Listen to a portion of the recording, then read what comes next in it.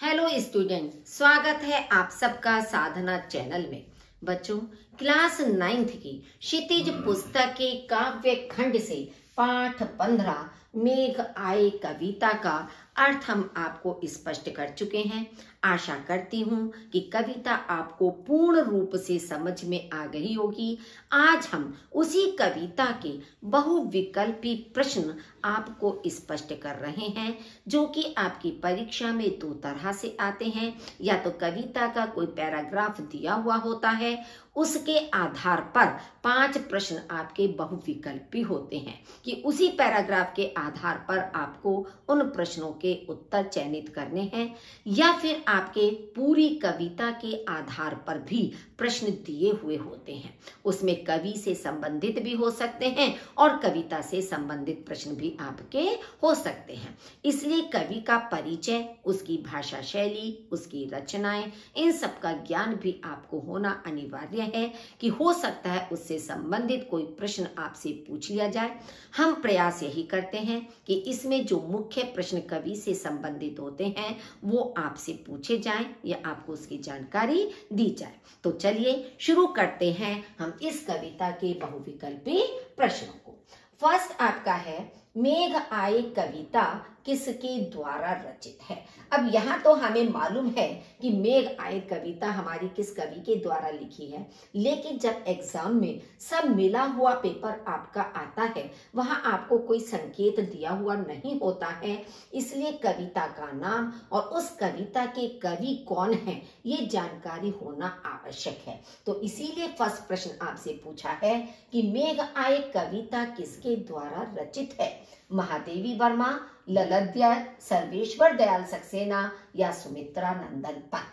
तो सर्वेश्वर दयाल सक्सेना के द्वारा मेघ आए कविता आपकी लिखी गई है, क्योंकि सुमित्रा नंदन पंत की आपकी ग्रामश्री कविता थी, ललद्यद आपके वाक थे और महादेवी वर्मा की आपकी कोई कविता पुस्तक में नहीं दी गई है।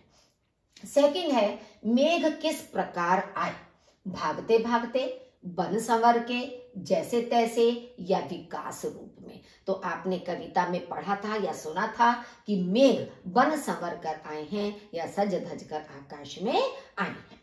गांव में मेघ का कैसा स्वागत होता है, दूत की तरह, हनुमान की तरह, मेहमान की तरह या उपरोक्त सभी तरह से। तो गांव में मेघ का स्वागत मेहमान की तरह से किया जाता है। नेक्स्ट है, बयार ने मेघ के आने की सूचना कैसे दी। सूचना में बच्चों ये मिसप्रिंट मात्रा की, छोटे ऊ की मात्रा ना होकर यहाँ पर बड़े ऊ की मात्रा लगेगी। तो बयार ने मेघ के आने की सूचना कैसे दी, मेघ के आगे आगे चलकर, नाचते गाते धीरे धीरे बहते हुए, उपरोक्त दोनों या बहुत तेज बहकर। तो आपने देखा था कि फर्स्ट पैराग्राफ में आपका था कि बयार मेघों के आगे आगे नाचते गाते हुए धीरे धीरे चल रही है, ताकि समस्त ग्रामवासियों को वह मेघ के आने की सूचना दे सके। आमतौर पर आप देखते हो कि जब बादल होते हैं तो बादलों के आने पर धीमी धीमी हवा चलने लगती है, क्योंकि अगर तेज हवा चलती है, आंधी चलती है, तो हम कहते हैं बादल उड़ जाएंगे। तो इसलिए उनके आने की सूचना हवा उनके आगे आगे नाचते गाते हुए चलते देती है। पाहुन किसे कहते हैं, मजदूर को, मित्र को, अधिकारी को या अतिथि को। पाहुन अतिथि को कहा जाता है कि पाहुन जो आए हों गांव में शहर के, तो पाहुन शब्द का प्रयोग अतिथि के लिए किया गया है। मेघों के आने की तुलना किससे की गई है, गांव में शहर के मेहमान के आने से, राजा की सवारी के आने से, किसी महंत के आगमन से या उपर्युक्त कोई नहीं। तो आपका कविता में दिया है कि शहर का कोई मेहमान मान लीजिए गांव में आ गया हो, तो ऐसी तुलना मेघों की गई है। गली गली में लोगों के दरवाजे खिड़कियां क्यों खुलने लगी, मेघ रूपी मेहमान को देखने के लिए, हवा के लिए, धूप के लिए या उपरोक्त किसी के लिए नहीं। लोग अपने घर के दरवाजे खिड़कियां मेघ रूपी मेहमान को देखने के लिए खोलने लगे कि जैसे ही उन्हें पता चला कि बादल आ गए हैं, आकाश में छाए हैं, तो उन बादलों को देखने के लिए उन्होंने अपने घर के खिड़की दरवाजों को खोलना शुरू कर दिया। मेघों को बाकी चितवन उठाकर कौन देख रहा है, नववधू, नदी, गांव की स्त्रियां या इनमें से कोई नहीं। मेघों को बाकी चित्रण का मतलब होता है तिरछी दृष्टि से देखना, या तिरछी मतलब नजरों की कनखियों से देखना। तो नदी जो है वो बाकी चितवन उठाकर मेघों को देख रही है। नदी को कवि ने किस रूप में चित्रित किया है? मेघ को देखने आई नायिका के रूप में, मेघ की बहन के रूप में, मेघ के अग्रदूत के रूप में, या उपरोक्त सभी रूपों में। तो कवि ने नदी को मेघ को देखने आई नायिका के रूप में चित्रित किया है, क्योंकि नदी का तो एकमात्र पूरी कविता में एक कल्पना की गई है, मानवीकरण किया गया है पूरी कविता में। तो नदी को जो है वो एक नायिका के रूप में चित्रित किया गया है। कविता में पीपल को किस रूप में चित्रित किया गया है? धार्मिक सदस्य के रूप में, घर के वरिष्ठ सदस्य के रूप में, सर्वमान्य नेता के रूप में, या वीर पुरुष के रूप में। घर के वरिष्ठ सदस्य, वरिष्ठ कहते हैं जो घर का सबसे बड़ा व्यक्ति होता है, सबसे बुजुर्ग जो व्यक्ति होता है उसे वरिष्ठ कहते हैं। तो घर के बड़े बुजुर्ग के रूप में भी आपका लिखा हुआ हो सकता है, या वरिष्ठ सदस्य के रूप में लिखा हो सकता है। तो आपका आंसर यही सही होगा। लता को कविता में किस रूप में दर्शाया गया है? छोटी बालिका के रूप में, मेघ के याचक के रूप में, नव विवाहिता के रूप में, या उपरोक्त सभी रूपों में। लता को यहाँ पर नव विवाहिता के रूप में दिखाया गया है कि जिसका अभी मतलब नया नया जिसका विवाह हुआ है, कुछ ही समय पहले जिसका विवाह हुआ है, तो ऐसी नव विवाहिता के रूप में लता को चित्रित किया गया है। किसकी ओट से लता अकुलाई थी? खिड़की, पेड़, किवाड़ या झाड़ी? तो किवाड़ की ओट से अकुलाई का मतलब है व्याकुल होना, कि जब उसने अपने प्रेमी को, नायक को आया हुआ देखा तो वह किवाड़ की ओट में, किवाड़ की आड़ में खड़े होकर व्याकुल हो रही थी अपने प्रियतम से मिलने के लिए या अपने नायक से मिलने के लिए। तो किवाड़ की ओट से लता व्याकुल हो रही थी या अकुलाई थी। अकुलाई लता किसका प्रतीक है? वियोग से व्याकुल प्रियतमा का, साधारण लड़की का, हरी भरी बेल का, रोती हुई कन्या का।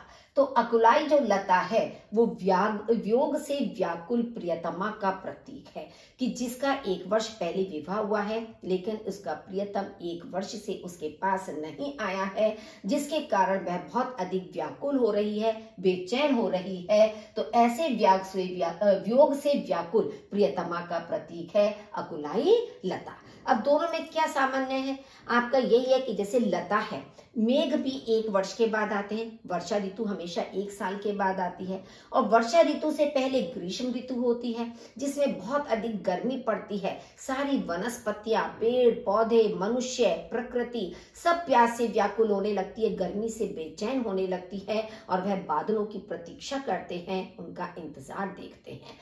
तो अकुलाई जो लता है, व्याकुल जो लता है, वो वर्षा के लिए मेघों की प्रतीक्षा कर रही है, और यहाँ पर वह वियोग से व्याकुल प्रियतमा का प्रतीक है। बरस बाद सुधि लीनी में कौन सा भाव निहित है? व्यंग भाव, उपालंभ भाव, क्रोध का भाव, या प्रसन्नता का भाव? तो बरस बाद सुधि लीनी का मतलब है कि 1 वर्ष के बाद तुमने हमें स्मरण किया। सुध लेने माना याद करना, स्मरण करना हमारा। तो इसमें उपालंभ यानी कि किसी को एक उल्हाना देना, उल्हाना देने का, उपालंभ देने का भाव इसमें व्यक्त हो रहा है। ताल परात में पानी भरकर क्यों लाया? मेघ रूपी मेहमान को पिलाने के लिए, मेघ रूपी मेहमान को नहलाने के लिए, मेघ रूपी मेहमान के चरण धोने के लिए, या स्वयं स्नान करने के लिए। अब ताल परात में पानी, अब जैसे परात गोल होती है, ऐसे भी आप देखिए तालाब भी इसी तरह से गोल आकृति में लगभग होता है। तो गर्मियों में जो ताल सूखा हुआ है और वर्षा होने पर उसमें पानी भर गया, तो जिसे देखकर कवि ने ये कल्पना की है कि मानो वह परात में पानी भरकर उस मेघ रूपी अतिथि के चरण धोने के लिए लाया है। क्यों? क्योंकि हमारी भारतीय संस्कृति की एक विशेषता भी है कि जब अतिथि घर में आते हैं तो उसके चरण धुलवाए जाते हैं। चाहे आज के समय में इसका प्रचलन ना बराबर हो गया है या बिल्कुल समाप्त ही एक तरह से हो गया है। कुछ क्षेत्रों में इसका प्रचलन होगा, लेकिन प्राचीन समय में इसका प्रचलन बहुत अधिक होता था। तो इसीलिए परात में पानी भरकर चरण धोने की परंपरा जो है वही कवि ने इसमें कल्पना की है। नेक्स्ट है, मिलन के अवसर पर क्या छलके थे? आंसू, पसीने के कण, हृदय का दुख या मन की पीड़ा। कि जब आपस में दो बिछड़े हुए लोग मिलते हैं और मिलने पर उनकी आंखों से आंसू गिरने लगते हैं, तो इसलिए मिलन के अवसर पर आंसू छलके थे। बिजली की तुलना किससे की गई है? नायिका से, नदी से, वर्षा से या अटारी से। अब बिजली की तुलना नायिका से की गई है। जैसे जब मेघ आते हैं, काले काले मेघ पूरे आसमान में छाए हुए हैं और उनके बीच में बिजली चमक रही है, तो उसी तरह से जब नायक अपनी नायिका के सामने आता है एक लंबे समय के बाद, तो नायिका के मन में भी बिजली के समान प्रसन्नता के भाव उत्पन्न हो जाते हैं। उसके चेहरे पर भी बिजली के समान चमक दिखाई देने लगती है। तो इसलिए बिजली की तुलना नायिका से की गई है। कविता में किस किस का मिलन हुआ है? राजा और रानी का, पति और पत्नी का, प्यासी धरती और बादलों का, दो बिछुड़े मित्रों का। तो इसमें प्यासी धरती और बादलों का मिलन हुआ है, क्योंकि धरती गर्मी के कारण प्यासी है, त्रसित हो रही है, लेकिन जब बादल आए तो उन दोनों का परस्पर मिलन हो गया। बांध टूटा का क्या अर्थ है? बाढ़ आ जाना, भावुक होकर धैर्य खो देना, संरक्षित पानी का बह जाना या इनमें से कोई नहीं। अब बांध टूटे का मतलब क्या होता है कि जैसे होता ना कि नदियों आदि के किनारे पर बड़े बड़े डैम बना लिए जाते हैं, बांध बना लिए जाते हैं, और जब सीमा से अधिक पानी उस बांध के अंदर होता है तो वह टूट ना जाए या पानी उसमें समाप्त ना हो जाए, दरार ना हो जाए, जिससे बाढ़ आ जाए तो बांध के दरवाजे खोल दिए जाते हैं। यही होता है ना। तो यहाँ बांध टूटने का मतलब यही है कि भावुक होकर धैर्य को खो देना। तो धैर्य खो देना ये बांध टूटे का अर्थ है। नेक्स्ट है आपका, बयार किसका पर्याय है? बयार वर्षा, जल, बादल या हवा। बयार माने होती है हवा, तो ये हवा का पर्यायवाची है। कुछ शब्द ऐसे होते हैं कि उनके पर्यायवाचों की जानकारी भी आपको होनी चाहिए, क्योंकि किसी भी शब्द का पर्यायवाची पूछा जा सकता है, तत्सम तद्भव आपका पूछा जा सकता है। तो बयार का पर्यायवाची हवा है। कौन सा पर्याय दामिनी का नहीं है? दामिनी का कौन सा नहीं है? दामिनी कहते हैं बिजली को। अब बिजली दामिनी का पर्यायवाची चपला भी होता है, तड़ित भी होता है, सौदामिनी भी होता है। केवल दामिनी का पर्यायवाची यामिनी नहीं होता। यामिनी का मतलब होता है रात्रि, रात। तो ये तीनों आपके दामिनी के पर्यायवाची हैं, केवल यामिनी इसका पर्यायवाची नहीं है। मेघ आए कविता किस पर आधारित है? बयार पर, पयोधर पर, नदी के सौंदर्य पर या दामाद पर। अब आप देखेंगे कि मेघ आए कविता में बयार का भी वर्णन किया गया है, दामाद का भी वर्णन किया गया है कि शहर से कोई अतिथि दामाद आया हुआ हो, नदी का भी वर्णन किया गया है। तो यहाँ पर आपको ये ध्यान देना है कि वर्णन तो सबका दिया हुआ है, तो ऐसा ना हो कि जल्दीबाजी में आप केवल बयार पर ही निशान लगा दें या केवल दामाद पर लगा दें कि मेघों को दामाद के समान बताया गया है। लेकिन किस पर आधारित है? पयोधर। पयोधर कहते हैं जल को धारण करने वाले, अर्थात मेघ, बादल। तो ये बादलों पर, ये बादल का पर्यायवाची शब्द है पयोधर। तो आप देखिए प्रश्न किस तरीके से घुमाकर पूछा गया है कि किस पर आधारित है? पयोधर पर, यानी बादल पर आधारित है। कविता में किस ऋतु का मनोरम और काल्पनिक चित्रण हुआ है? वसंत ऋतु का, ग्रीष्म ऋतु का, वर्षा ऋतु का और शिशिर ऋतु का। तो आप देख रहे हैं मेघ आए, मेघ कब आते हैं? वर्षा ऋतु में आते हैं। तो वर्षा ऋतु का ही मनोरम माने सुंदर और काल्पनिक चित्रण इसके अंदर किया गया है। ताल क्यों प्रसन्न हो गया? बादल को देखकर, मेघ बरसने से उसमें पानी भर गया, मेहमान को देखकर या हवा को देखकर। तो ताल प्रसन्न क्यों हो गया? क्योंकि जो ताल अभी तक सूखा था गर्मी के कारण, तो वर्षा होने से उसमें पानी भर गया, तो इसलिए वह प्रसन्न दिखाई दे रहा है। मेघ के आते ही चारों ओर किसकी संगीत ध्वनि होने लगी है? जल बरसने की, पक्षियों की, विवाह की या उत्सव की। तो देखिए जब वर्षा होती है तो जब पानी ऊपर से नीचे गिरता है तो वर्षा की आवाज होती है, पानी की आवाज होती है। तो इसलिए चारों ओर जल बरसने की संगीत ध्वनि होने लगी है। जब कोई शहर का व्यक्ति गांव में आता है तब क्या होता है? कोई ध्यान नहीं देता, कोई भी उसका सम्मान नहीं करता, उसका बहुत अधिक स्वागत सत्कार किया जाता है या उपरोक्त में से कोई नहीं। तो देखिए जब कोई शहर का व्यक्ति गांव में आता है तो हर गांव वाला व्यक्ति, चाहे बच्चा, बूढ़ा या युवतियां, युवक, कोई भी हो, सबके अंदर वह व्यक्ति एक आकर्षण का केंद्र होता है। सब उसको देखना चाहते हैं क्योंकि गांव की जीवन शैली और शहर की जीवन शैली में बहुत अधिक अंतर होता है। तो इसलिए गांव में जब कोई शहर का व्यक्ति आता है तो उसका बहुत अधिक स्वागत सत्कार किया जाता है। अश्रु का तद्भव कौन सा है? आंसू, जल, बादल या नीर। देखिए अश्रु शब्द है, ये तत्सम शब्द है और इसका जो तद्भव शब्द है वो आंसू होता है। मेघों के माध्यम से कवि ने किसका वर्णन किया है? ग्रामीण रीति रिवाजों का, शहरी परंपराओं का, विदेशी रीति रिवाजों का या वर्षा की समाप्ति का। अब आप देखेंगे शहरी परंपराओं का, क्योंकि गांव के क्षेत्र का, ग्रामीण क्षेत्र का वर्णन किया जा रहा है तो इसलिए शहरी परंपराओं से कोई मतलब नहीं है। ना ही विदेश के किसी रीति रिवाज का कविता में कोई वर्णन किया गया है। तो मेन आपका है कि ग्रामीण रीति रिवाज, जो गांव के रीति रिवाज हैं कि एक दूसरे से पर्दा करना है या उसको देखना है, तिरछी दृष्टि से देखना है, तो ये जो भी रीति रिवाज आदि गांव के लोगों के होते हैं उन सब का इसके अंदर वर्णन किया गया है। कविता में मुख्य अलंकार कौन सा है? अनुप्रास, यमक, श्लेष और मांडविकरण। देखिए यमक और श्लेष अलंकार का कोई एग्जाम्पल इस कविता में नहीं दिया गया है। हाँ, अनुप्रास अलंकार के एग्जाम्पल जगह जगह हैं, लेकिन जो मुख्य रूप से अलंकार है वो मानवीकरण अलंकार है, क्योंकि मेघों का मानवीकरण है, वृक्षों का मानवीकरण है, नदी का मानवीकरण है, धूल का मानवीकरण है, ताल का मानवीकरण है। तो इन सब का मानवीकरण इसके अंदर, हवा का मानवीकरण है, इन सब का मानवीकरण किया गया है। तो मुख्य अलंकार इसमें मानवीकरण अलंकार है। तालाब ने भारतीय संस्कृति की परंपरा का पालन कैसे किया? उसने मेघ के पैर धुलवाए, क्योंकि ताल में जो पानी भरा हुआ है उसे देखकर कवि ने ये कल्पना की है कि मानो वो मेघों के चरण धोने के लिए पानी भरकर लाया है। तो इसलिए आपका सही विकल्प होगा उसने मेघ के पैर धुलवाए। नायिका के मन में कौन सा भ्रम मिट गया? बादल आने का, मेघ बरसने का, उपरोक्त दोनों या पीपल द्वारा स्वागत का। तो नायिका के मन में अभी तक ये भ्रम बना हुआ था कि पता नहीं बादल आएंगे या नहीं आएंगे। नायिका का मतलब यहाँ पर क्या है कि धरती रूपी नायिका। तो नायिका की बादल आएंगे नहीं आएंगे, आएंगे तो पता नहीं बादल बरसेंगे नहीं बरसेंगे। तो इस तरह की जो शंका थी, जो भ्रम था उसके मन में, वो दोनों ही समाप्त हो गए। तो इसलिए उपरोक्त दोनों हमारा सही उत्तर होगा। नदी ठिठकी का क्या आशय है?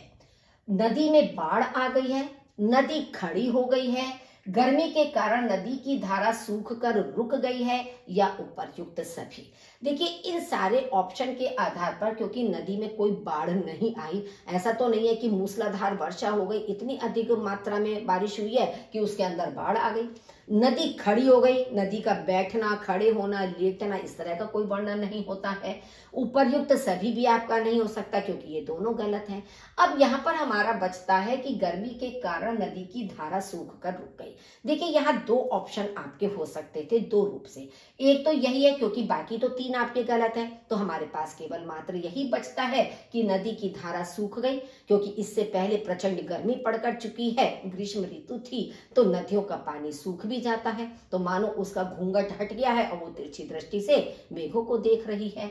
या दूसरा आपका यह भी हो सकता था कि नदी अपनी लहर रूपी जो घूंघट है उसको रोक कर या रुक कर वह मेघों को देख रही है। तो मेन आपका ये ऑप्शन देखना है चारों में एक एक करके कि कौन सा हमारा राइट हो सकता है। यहाँ पर ठिठकी का मतलब होता है रुकना, कि नदी का स्थिर होकर मेघों को देखना। तो इसलिए आपका सही उत्तर यहाँ पर यही है कि नदी की धारा सूख कर रुक गई है, उसके अंदर कोई प्रवाह नहीं है, कोई लहरों का चलायमान या गति उसमें नहीं है।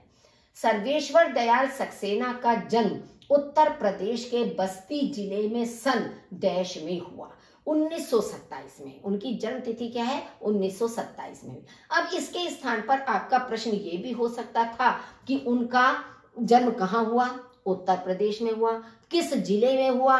बस्ती जिले में हुआ। तो इस एक प्रश्न से आपके 3 प्रश्न बन सकते थे। तो आपका पूरा ध्यान आपको रखना है कि उत्तर प्रदेश के बस्ती जिले में सन 1927 में हुआ था।